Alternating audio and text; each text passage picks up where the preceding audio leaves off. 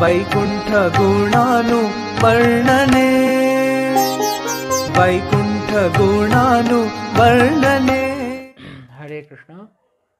श्री नवद्वीप मंडल परिक्रमाয় समस्त भक्तদেরকে স্বাগতম। এই পরিক্রমার আজকে পঞ্চদশ দিবসে আমরা আজকে কলদ্বীপের শেষ প্রান্ত শ্রী চাপাহাটিতে আমরা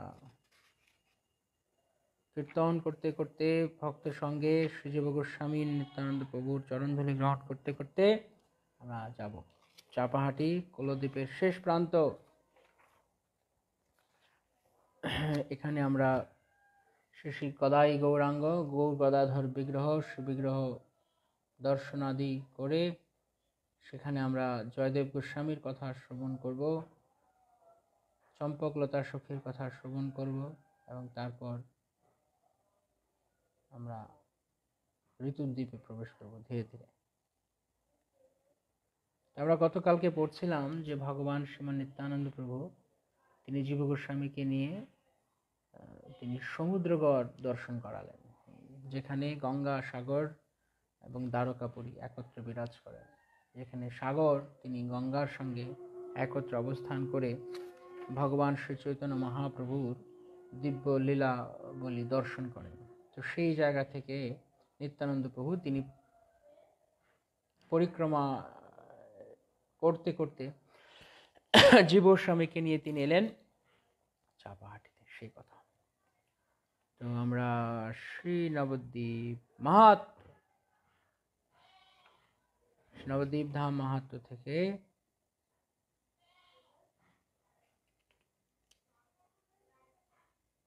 এখানে বলা আছে যে নবদ্বীপ ধাম মাহাত্মের প্রমাণ খণ্ডের 43 নম্বর শ্লোকে বলা হচ্ছে, সমুদ্রসেন রাজ্যে তু গঙ্গা সাগর সঙ্গমে কীর্তয়িতা হরিম দেবী চম্পাহট্টম জগামহা।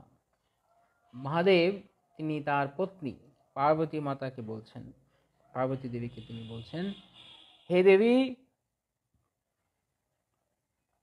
তিনি গঙ্গাসাগর সঙ্গম স্থলে সমুদ্রসেনের রাজ্যে হরিকীর্তন পূর্বক চম্পকহট্টে গমন করিয়াছিলেন। এখানে মহাদেব তিনি মহাপ্রভু শ্রীমান মহাপ্রভুর কথা বলছেন যে মহাপ্রভু তিনি চম্পাহট্টে গমন করেছিলেন। সেই চম্পাহট্টে সে জায়গায় চাপাহাটি বা চম্পাহট্ট বলা হয়, যেখানে গৌর গদাধর রয়েছেন। গৌর গদাধর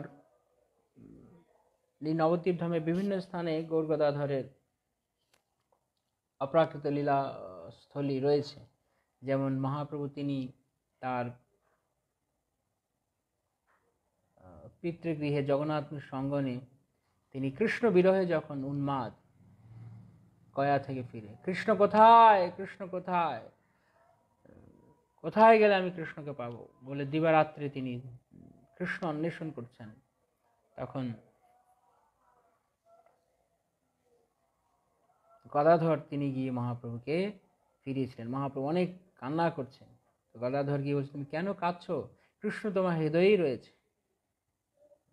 তাই কৃষ্ণ তোমার হৃদয়ে রয়েছে, তুমি দুঃখ পেও না। তখন মহাপ্রভু এই কথা শুনে উনি হাতে নখ দিয়ে উনি বুক চিরতে শুরু করেছেন। তখন এই দৃশ্য দেখে মা সচী অত্যন্ত কষ্ট পেয়েছে, কেননা নিমাইয়ের বক্ষ অত্যন্ত কোমল, সেই হাত দিয়ে এরকম নখ দিয়ে এরকম বুক চিরছে। তখন গদাধর তিনি গিয়ে সঙ্গে সঙ্গে কীভাবে শান্ত করবেন বুঝতে পারছে না কৃষ্ণ বিরহ। তখন গদাধর পণ্ডিত তিনি সঙ্গে সঙ্গে গিয়ে বললেন, অপেক্ষা করো, অপেক্ষা করো, রও রও, কৃষ্ণ এখনই আসবে, কৃষ্ণ আসবে, তোমাকে দর্শন দেবে। এই কথা বলে আসবে কৃষ্ণ, হ্যাঁ, এই কথা বলে কৃষ্ণকে মহাপ্রভুকে সান্ত্বনা দিলেন। এই দৃশ্য দেখে সচী মাতা অত্যন্ত প্রীত হয়ে তিনি গদাধরের হাতে মহাপ্রভুকে অর্পণ করলেন, তুমি আমার নিমাইকে দেখো গদাই। এভাবে অনেক অদ্ভুত লীলা বলি রয়েছে। তো এছাড়া যেমন বলা হয়েছে যে একবার নবদ্বীপ ধামে পরিক্রমা করছেন গদাধর পণ্ডিত এবং শ্রীমন মহাপ্রভু, তারা ঘুরে ঘুরে দর্শন করছেন এরকম।